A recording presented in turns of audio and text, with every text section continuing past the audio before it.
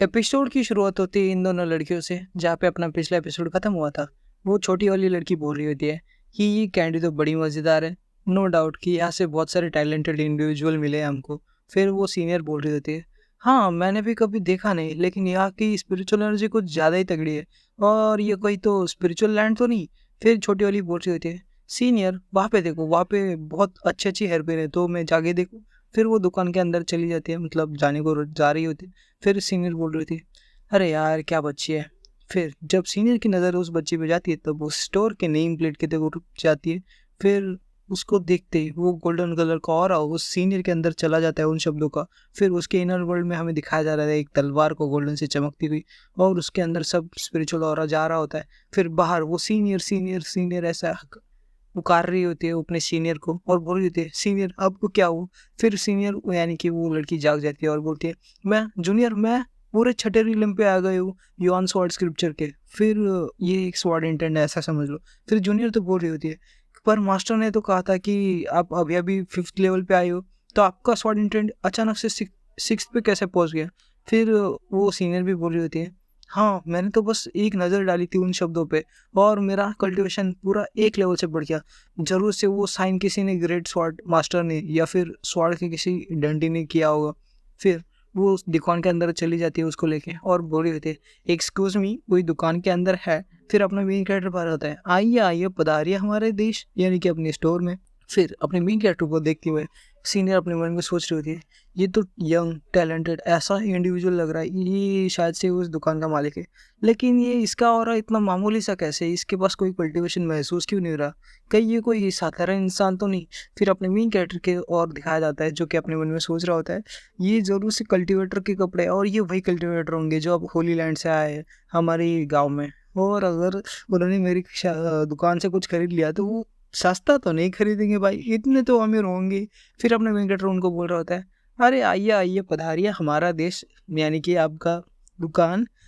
बस घूमिए फिरिए, हमारे यहाँ पे सबसे उम्दा क्वालिटी और सबसे लो प्राइस पे मिलता है, तो आपको कोई चिंता की बात नहीं है, आप देखिए घूमिए फिरिए आपको पसंद आएगा।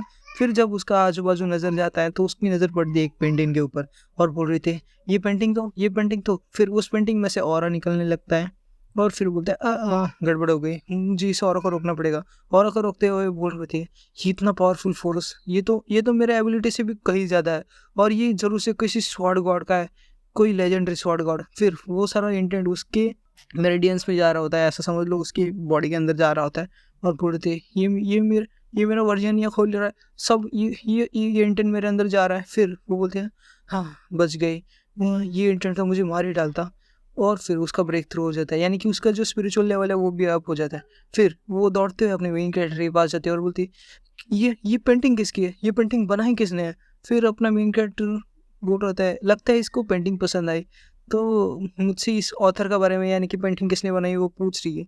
फिर मेन कैरेक्टर बोलता है, ये तो मैंने ही बनाई थी। फिर अब उन दोनों को बोल रहा था, सच बताओ तो ये इतनी भी खास नहीं है, ये तो मैंने बस टाइम पास में बनाई थी, ये मेरी पेंटिंग है। और मेन कैरेक्टर उनको बता रहा होता है कि ये जो पेंटिंग है मैंने खुद को ही ड्रॉ किया है, पेंटिंग के अंदर खुद ही ड्रॉ किया है, और वैसे मैं इतना भी अच्छा नहीं किया, ये तो बस टाइम पास में किया था। फिर ये सुनते ही वो सीनियर भी अपने मन में सोच रही थी, क्या खुद की पेंटिंग बनाई है वो भी इतनी अच्छी। इस पेंटिंग को देख के तो मुझे लगता है इसमें बहुत सारा स्वाड इंटेंट है एक लेजेंडरी गॉड का, तो कहीं ये वही तो गॉड नहीं है। फिर अपना मेन कैरेक्टर भी बोलता है, लगता है मैंने तुम दोनों को कुछ ज़्यादा ही हल्के क्वालिटी का दिखा दिया, कोई ना कोई दूसरा माल देखो। फिर अपने मेन कैरेक्टर मन में सोच रहे थे, इन्हें क्या हुआ, अब ये ऐसे क्यों बिहेव करने लगे। फिर छुटकी वाली नाक ऐसा करते हुए बोल रहे थे, हाँ ये भी कोई पेंटिंग है, इससे इससे लाख गुना अच्छी तो मेरा कुत्ता बना लेता है। फिर सीनियर उसको डांट रहे होते, जूनियर ये क्या बोल रही हो तुम ऐसा अपमान क्यों कर रहे हो उनका, तुम्हें इसका ट्रू मीनिंग पता नहीं है तो तुम कुछ अडाप्शन आप मत बको।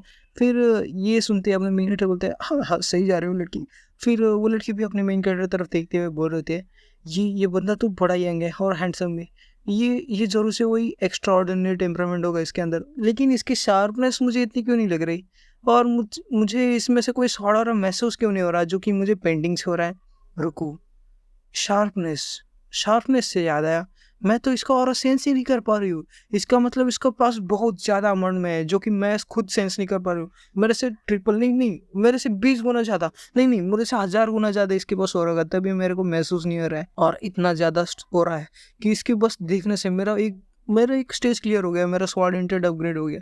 फिर वो झुक के नमस्कार करती है अपने सीनियर को, यानी कि अपने मेन कैरेक्टर बोल रहे थे, ये जूनियर इस होली लैंड से ग्रीट करती है सीनियर को। फिर ये सुनती है अपने मेन कैरेक्टर बोलते हैं, तुम शायद से कुछ गलत समझ रही हो, मैं तो बस एक साधारण सा आदमी हूँ और मैं ये टाइटल बर्दाश्त नहीं कर सकता सीनियर वाला। और अपने मन में बोल रहा होता है कि ये अचानक से इसको क्या हो गया, मैं कोई प्राइस नहीं, डिस्काउंट में नहीं देने वाला भाई, मेरे को बचाओ।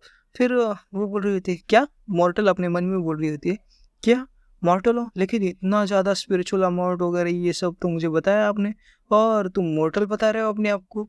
फिर वो अपने ही नज़रों से बोलते हैं ना, मिसअंडरस्टैंडिंग वाला मानवा है ये, तो अपना ही दिमाग में सब उसके पोर्ट्रे कर रही होती कि सीनियर जरूर से हेवन को नाराज करके आए होंगे या फिर कुछ तो हुआ होगा, इनके बातों में डीप मीनिंग होगा और हमें तो इनके सच के बारे में पता भी नहीं है, ऐसा वैसा सब उसके मन में चल रहा होता है। और बोल रहे थे ये इतने बड़े आदमी है कि मैं इनको ऑफेंड नहीं कर सकती, और मन में बोलने जा रही होती है।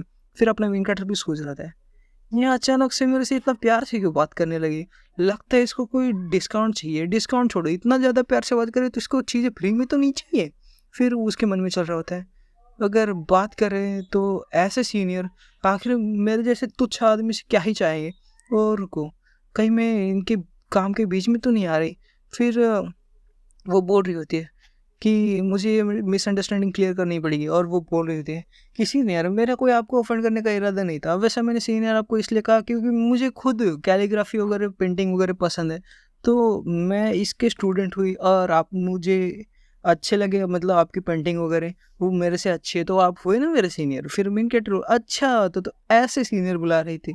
फिर मेन कैरेक्टर भी मन में सोच रहा था, मेरे पास स्पिरिचुअल रूट तो नहीं है, जब ये कोई आर्ट फॉर्म की आती है या फिर कोई कलाकारी की बात आती है तो मैं कल्टीवेटर को भी पीछे छोड़ दूँ।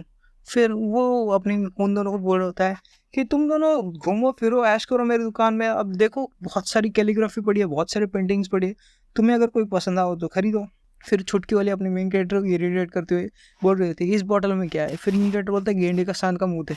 फिर वो बोलते इस डब्बे में क्या है, ये कौन से फल है, वो बोलता है अरे वो चमेली के फूल है, तुमको क्या करना है। फिर वो बोलते ये जार में कौन से फ्रूट है, मैं कहता हूँ अरे ये तो बस ऐसे ही फ्रूट है, तुमको क्या ही करना है। फिर वो एक पुतले के पास पहुंच जाते हैं और फिर वो छोटी लड़की पूछ रही थी ये मोहतरमा के हाथ क्यों नहीं है, इनके हाथ क्यों काटे गए और वैसे इनको कपड़े क्यों नहीं पहनाए गए, और ये उस स्टोन की बात कर रहे होते हैं जो स्टोन का स्टैचू है ना उसकी।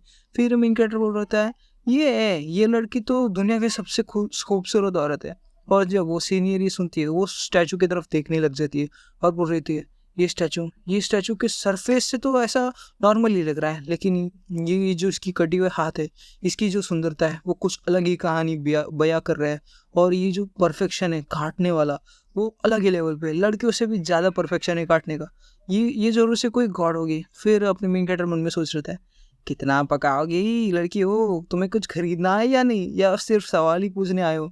फिर वो बोलती है ये दो हेयरपिन के कितने होंगे अपने मेन कैरेक्टर से। फिर मेन कैरेक्टर बोलता है इतने होंगे, मतलब हाथ 3 दिखाता है, और अपने मन में उसकी चल रहा होता है मैं 3 दिखाऊंगा, मैं ना बोलूँगा सिल्वर, ना बोलूँगा गोल्ड, ना बोलूँगा स्पिरिचुअल स्टोन, तुमको जो मन में आए 3 दे दो, यानी कि तुम स्पिरिचुअल स्टोन भी दे सकते हो, गोल्ड भी दे सकते हो, सिल्वर भी दे सकते हो, वैसे तुम्हारे पास पैसे की कमी तो नहीं होगी। फिर वो जब ऐसा मन में सोच रहा होता है तो उन दोनों के मन में कुछ अलग ही चल रहा होता है, वो उसने 3 तो दिखा। फिर बड़की वाले के मन में चल रहा होता है ऐसे बड़े आदमी को तुच्छे से स्पिरिचुअल स्टोन की क्या ही ज़रूरत होगी, और तुच्छे से गोल्ड बिल से तो उनका कोई नाता ही नहीं है, इनका इतना ज़्यादा कुछ दे के मैं उनको ऑफेंड नहीं करना चाहती। और लगता है ये सेक्युलेशन में आया है, जो बड़े बड़े लोग हैं ना जो ज़िंदगी से ऊब जाते हैं सब कुछ जीतने के बाद, वो ऐसे गांव एरिया में ऐसे रहने आ जाते हैं। और फिर समझ रहे हो मिसअंडरस्टैंडिंग की शुरुआत हो चुकी है।